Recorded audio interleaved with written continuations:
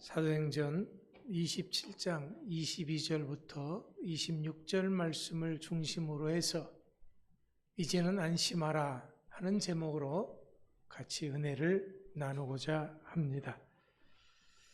지금 온 세계가 코로나19로 인해서 어려움 가운데, 위기 가운데 있습니다.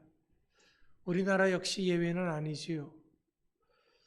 어제 코로나19 하루 확진자가 950명을 넘어서서 초유의 상황이 되어졌다 했었는데 오늘 아침에 보니까 1050명입니다. 8만 명이 넘게 지금 검사를 실시를 했기 때문에 내일은 또 확진자가 더 많이 나올 수도 있다라고 이야기를 합니다. 그렇기 때문에 지금 많은 사람들이 힘들어하고 마치 벼랑 끝에 내몰린 듯한 그런 상황의 삶을 살아가고 있습니다. 풍랑 한가운데서 침몰하기 일보 직전의 상황이다라는 겁니다. 이것은 안 믿는 사람이나 믿는 사람이나 다 똑같은 상황입니다. 우리가 지금 같은 한 시대를 살아가고 있고 같이 한 곳에서 살아가고 있기 때문에 그렇습니다. 하지만 우리 믿음의 사람들은 아무리 어렵고 힘든 상황이라고 할지라도 세상 사람들을 향해서 희망의 메시지를 선포할 수 있어야 합니다. 사람들은 그럼 이렇게 말할 수 있습니다. 아니, 나도 죽게 생겼는데 어떻게 그럴 수가 있느냐고 반문할 수 있습니다. 네, 충분히 이해합니다. 하지만 우리가 누구인 것을 알면 충분히 그렇게 희망을 줄 수 있습니다. 우리가 누굽니까? 우리는 보통 그렇고 그런 사람이 아니라 믿음의 사람들이다라는 겁니다. 이것을 기억해야 합니다. 그렇다면 믿음의 사람들은 어떤 사람들입니까? 먼저는 믿음의 사람들이란 하나님을 믿는 사람들입니다. 그럼 하나님을 믿는다고 하는 것은 무엇을 의미하는 것입니까? 우린 전능하신 하나님을 믿습니다. 지금도 살아 역사하시는 하나님을 믿습니다. 그냥 눈이 있고 코가 있고 입이 있고 귀가 있고 손이 있고 발이 있어도 꼼짝하지 못하고 있는 그런 우상을 섬기는 사람들이 아니다라는 겁니다. 먼 옛날 역사하셨던 이스라엘의 하나님이 우리 하나님이 아닙니다. 그때도 역사하셨던 하나님, 지금도 살아 역사하시는 내 곁에서 나를 지키시고 사랑하시는 그 하나님을 우리는 믿는다라는 겁니다. 둘째로 믿음의 사람들이란 구원받은 사람들입니다. 죄로 죽을 수밖에 없었던 우리들이었는데 독생자 예수 그리스도의 십자가의 죽으심으로 구원받은 사람들이다라는 겁니다. 그렇기 때문에 믿음의 사람들이란 하나님의 전부다라고 말할 수가 있습니다. 세 번째로는 믿음의 사람들이란 하나님의 관심의 대상이다라는 겁니다. 하나님은 우리들을 온 천하보다도 더 귀하게 여겨주십니다. 세상에서는 우리가 천한 여김을 받을 수 있습니다. 하지만 우리 하나님 앞에서 적어도 우리들은 온 천하보다도 더 귀한 존재들이다라는 거지요. 왜냐하면 하나님께서 우리를 애초 만드실 때 하나님의 형상대로 우리를 만드셨습니다. 뿐만 아니라 독생자 예수 그리스도를 내어주시기까지 우리를 사랑하십니다. 그런 우리들이기 때문에 하나님께서는 우리들을 왕같은 제사장으로 여겨주시고 하나님 나라의 상속자로 삼아주셨습니다. 그렇게 까닭에 불꽃 같은 눈으로 지키십니다. 졸지도 않고 주무시지도 않고 돌보시고 우리들의 구하는 모든 것을 아낌없이 주신다고 말씀하셨습니다. 가장 최고의 것으로, 최선의 것으로 아낌없이 주시겠다고 분명히 약속하셨습니다. 뿐만 아니라 우리들을 인도하시고 세상 끝날까지 항상 우리와 함께 하시겠다고 말씀해 주셨습니다. 이것을 믿는 사람들이 바로 믿음의 사람들이다라는 그런 말입니다. 그렇게 까닭에 우리들이 어떤 형편, 어떤 처지, 어떤 상황, 어떤 환경 속에서도 결코 굴하지 않고 좌절하지 않을 수 있는 것입니다. 항상 당당하게 세상을 향해서 하나님의 역사하심을 선포할 수 있는 사람들이다라는 것입니다. 자, 그 예를 오늘 본문을 통해서 살펴보고자 합니다. 오늘 우리가 읽은 본문, 우리가 다는 읽지를 않았습니다만은 이 27장을 보면은 사도 바울은 로마의 황제 앞에서 재판을 받기 위해서 지금 로마로 압송되는 중입니다. 이 압송의 책임자는 백부장 율리오라고 하는 사람이었습니다. 다른 제수들과 함께 총 127명이 한 배를 타고 지금 가이사라를 출발해서 로마로 향해 가고 있었던 것입니다. 바울은 그레데 섬의 미항이라고 하는 곳에서 백부장 율리오에게 말합니다. 지금 배를 출발해서 간다고 하는 것은 위험합니다. 그러니까 여기서 겨울을 지내고 천천히 가는 것이 좋을 것 같습니다. 율리오는 선장에게 물어봅니다. 그때 선장은 아니요, 여기보다는 베닉스로 가서 거기에서 머무는 것이 훨씬 더 좋습니다. 그럼 백부장은 누구의 말을 듣겠습니까? 죄수인 바울의 말을 듣겠습니까? 아니면은 선장의 말을 듣겠습니까? 백부장은 당연히 선장의 말을 듣습니다. 그래서 배가 출발해서 갔던 것이죠.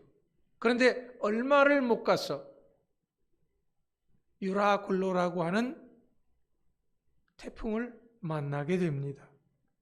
사흘 동안 이 풍랑 속에서 죽을 고생을 하면서 애를 썼지만은 소용이 없었습니다. 풍랑은 멈출 생각을 안 합니다.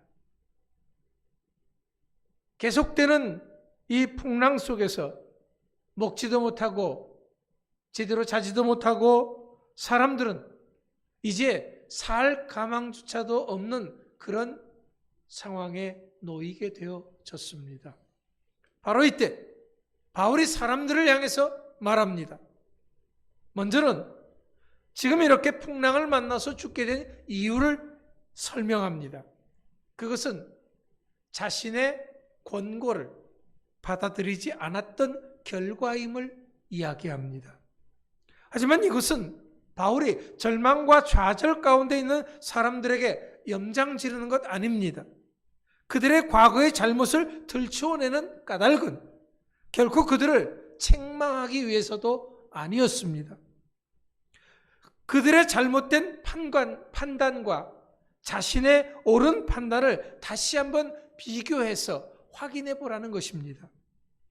그렇게 함으로써 지금부터 자기가 하나님을 힘입어 판단하고 지시하는 일에 대해서 사람들이 믿고 따라주기를 바라는 마음에서였던 것입니다. 절망에 빠진 사람들로 하여금 자신을 통한 구원의 길을 기대할 수 있게 말하는 것입니다. 그렇습니다. 우리 믿음의 사람들은 다 죽어가는 그런 상황 속에서도 우리를 향하신 하나님의 뜻을 펼칠 수 있어야 합니다. 이것이 바로 하나님께서 우리를 세상 사람들보다 먼저 택하신 이유인 것입니다. 그렇다면 바울이 지금 무엇을 외치고 있습니까?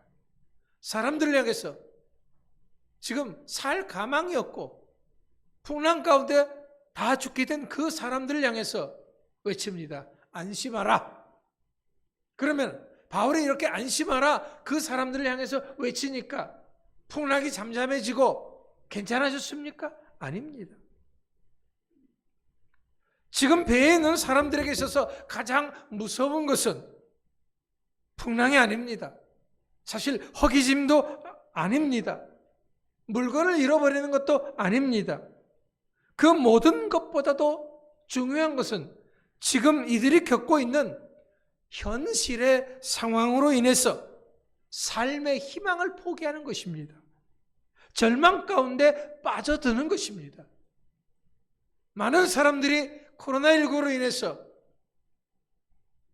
지치고 힘들어하고 좌절과 절망 가운데 빠져들고 있습니다.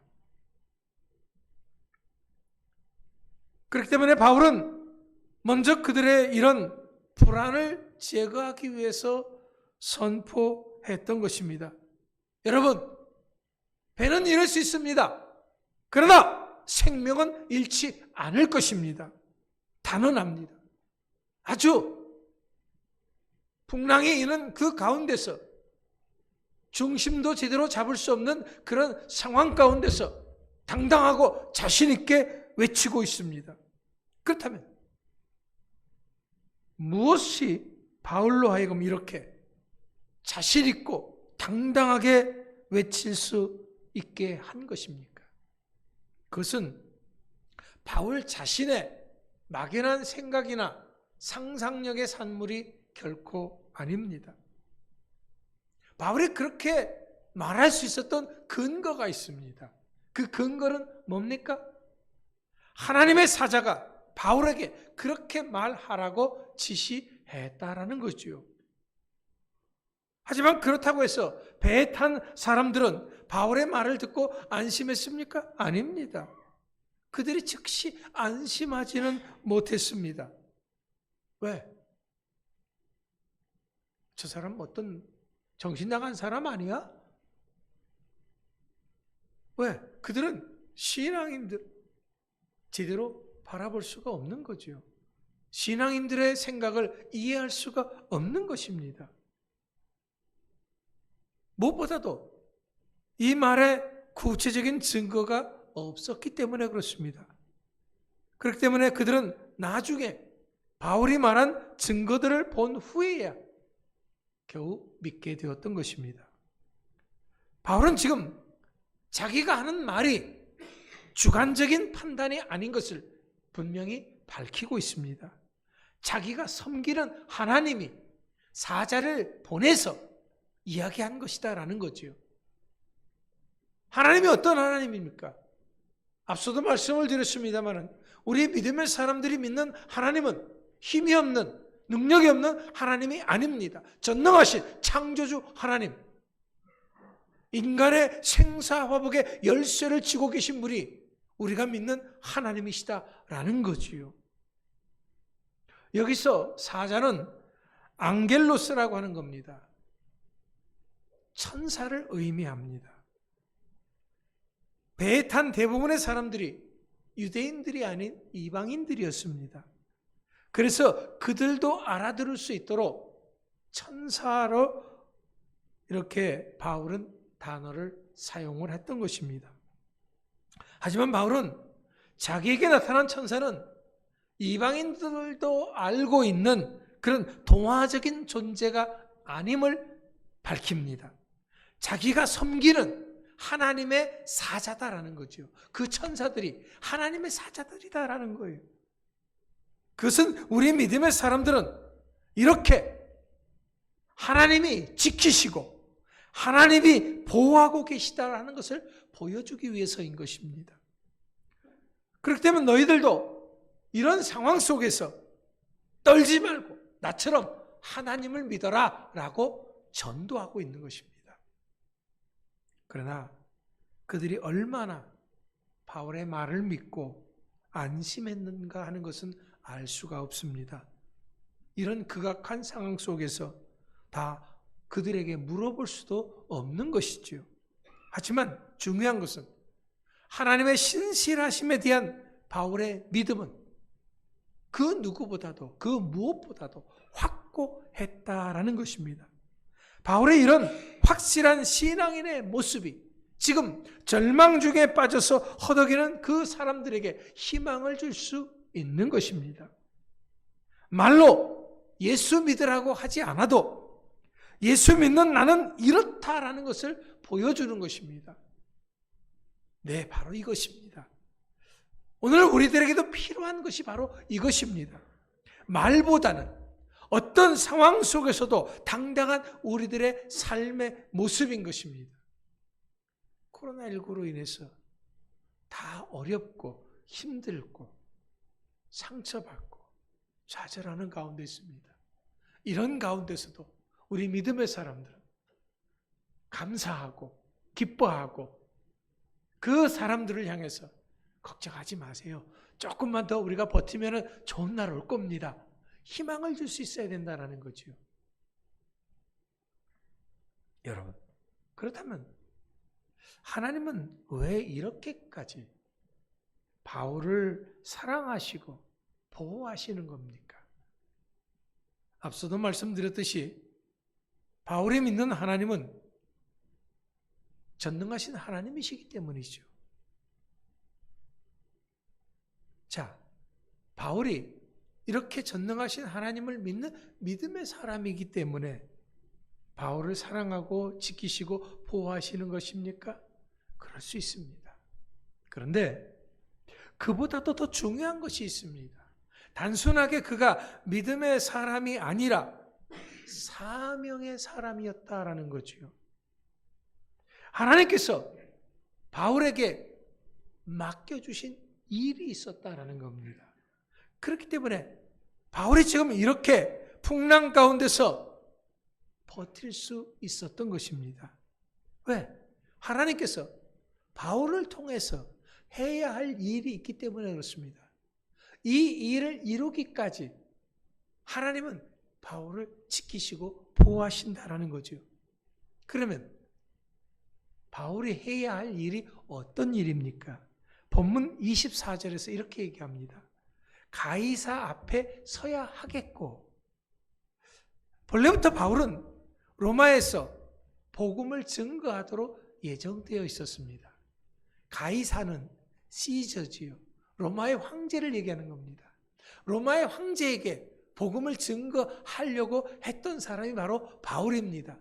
그래서 지금 바울이 로마로 압송되어 가는데 그것은 바울이 로마에 가서 복음을 전하기 위해서 스스로 그렇게 자처한 것이지요.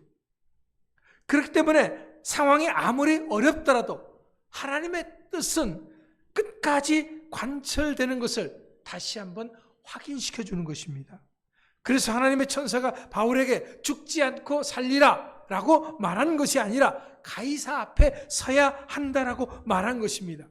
이것은 바울의 삶이 사역과 밀접하게 연관되어져 있음을 말하는 것입니다. 즉 바울의 삶은 오직 복음 선포에 의해서 의미가 있다라는 거지요. 그렇습니다. 사명자는 어떤 상황 속에서도 당당할 수 있습니다. 왜냐하면 사명자는 내 일을 하는 것이 아니라 누구 일을 하는 거예요? 하나님의 일을 하는 것이기 때문에 그렇습니다. 내 일을 하면은 내가 책임져야 되지만 내가 하나님의 일을 하면 하나님이 나를 책임져 주시는 것을 믿으시기 바랍니다. 그렇기 때문에 하나님께서 그 일을 할 수 있도록 하나님이 돌보시고 하나님이 책임져 주십니다.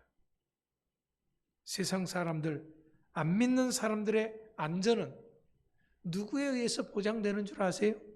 그것은 믿는 사람들에 의해서 보장되어지는 것입니다.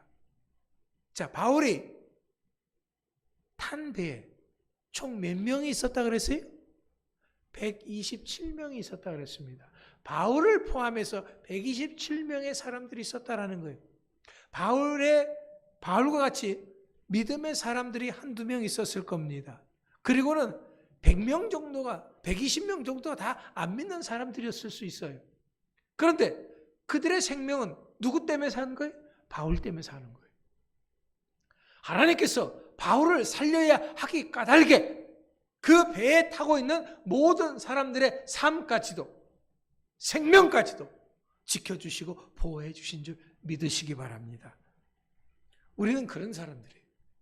여러분, 적어도 우리가 그런 사람들이다라고 하는 자부심을 좀 가지시기 바랍니다.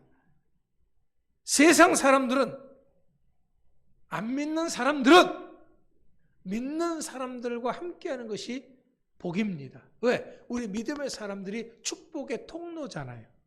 우리가 세상의 빛이요 소금이라고, 우리가 세상에 꼭 필요한 존재들이다라고 이야기를 하고 있습니다. 성경 공부 1:1 교재를 공부하다 보면 이런 내용이 납니다. 어떤 내용이냐면요, 세상 사람들이 존재하는 목적이, 이유가 무엇이냐라는 거예요. 돈을 벌기 위해서 아니다라는 겁니다. 세상 사람들이 존재하는 이유는 전도받기 위해서입니다. 우리 예수 믿는 사람들이 존재하는 이유는 세상 사람들에게 전도하기 위해서입니다.